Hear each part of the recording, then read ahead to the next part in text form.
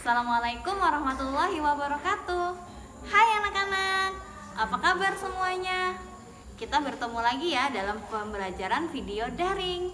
Nah, untuk kesempatan ini kita masih belajar online. Semoga semuanya sudah siap ya dalam menerima pembelajaran hari ini. Nah, untuk materi pada hari ini Ustazah akan memberikan sedikit gambaran apa saja materi yang ada kita pelajari di bab 1. Bab 1 kita akan mempelajari tentang yang namanya teks laporan percobaan. Nah, ketika mendengar kata percobaan, tentu kita sudah tidak asing lagi ya. Ada yang melakukan percobaan membuat telur asin, ada juga yang membuat percobaan membuat slime, dan masih ada banyak yang lainnya yang bisa jadi percobaan. Nah, lalu apa yang dimaksud dengan teks laporan percobaan?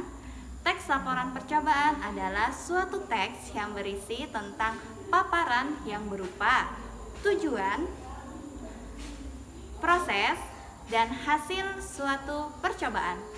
Lalu, apa tujuan dari teks laporan percobaan? Yaitu untuk membagikan informasi kepada pembaca tentang hasil dari teks percobaan itu sendiri.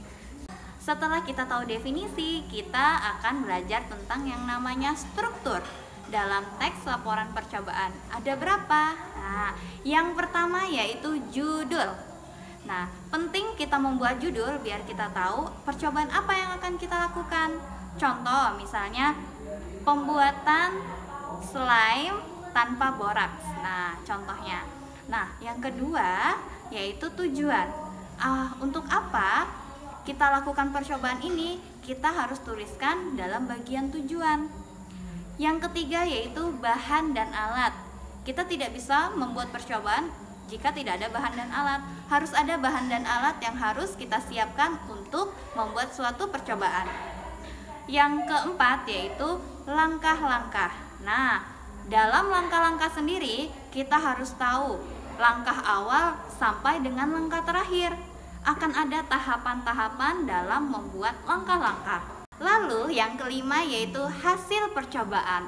Nah, penting kita tuliskan hasil percobaan untuk mengetahui apakah percobaan itu berhasil atau tidak.